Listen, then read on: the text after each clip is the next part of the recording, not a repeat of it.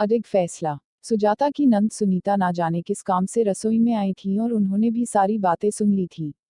वह सुजाता से बोली, तुम्हें भी अच्छी तरह से मालूम है कि शादी तो मेरी आज से कई वर्ष पहले ही हो चुकी होती, पर होनी को तो कुछ और ही मंजूर था। पिताजी और माताजी मेरा रिश्ता पक्का कर गए थे, पर उनकी असमय मौत ने सब कुछ बदल कर रख दिया। बड़े होने के नाते सारे घर की जिम्मेदारी मुझ पर ही आ गई थी और फिर मैंने अपने छोटे भाई बहनों को पालने की खातिर खुद ही शादी करने से मना किया था। जब तक सबको उनके पैरों पर खड़ा किया, उनकी गृहस्थी बसाई, तब तक मेरी शादी की उम्र भी निकल गई और उस समय मुझे शादी की जरूरत महसूस भी नहीं हुई।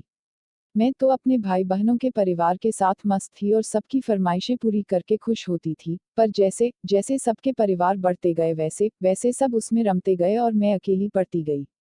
कहने को तो मैं तुम्हारे भरे पूरे परिवार के साथ रहती हूँ, पर मुझसे मतलब भर की ही बात की जाती है। हंसी मजाक सलाह मशविरा सबसे मुझे दूर ही रखा जाता है। हाँ, जब भी किसी को पैसे की जरूरत होती है तो तब सबको जरूर मेरी याद आती है। सब यही सोचते हैं कि दीदी का तो कोई परिवार है नहीं, अकेली छड़ी हैं, कहाँ ले जाएंगी पैसा। तो बस किसी ना किसी बहाने से निकलवाते रहो।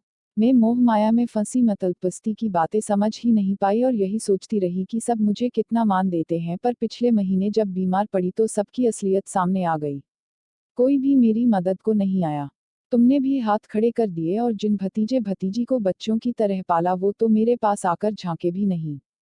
भला हो उस नस का जिसकी सेवा की बदौलत मैं खड़ी हो सकी। अब सच में मुझे एक हमसफर की चाह शिद्दत से महसूस होती है, जिससे मैं बेझिझक अपने मन की बात कह सकूं और अपना अकेलापन दूर कर सकूं।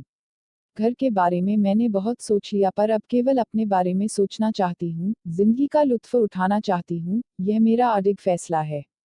ऐसा कहकर सुनीता जी अपने कमरे की ओर चली गई और सुजाता ठगी सी खड़ी रह गई।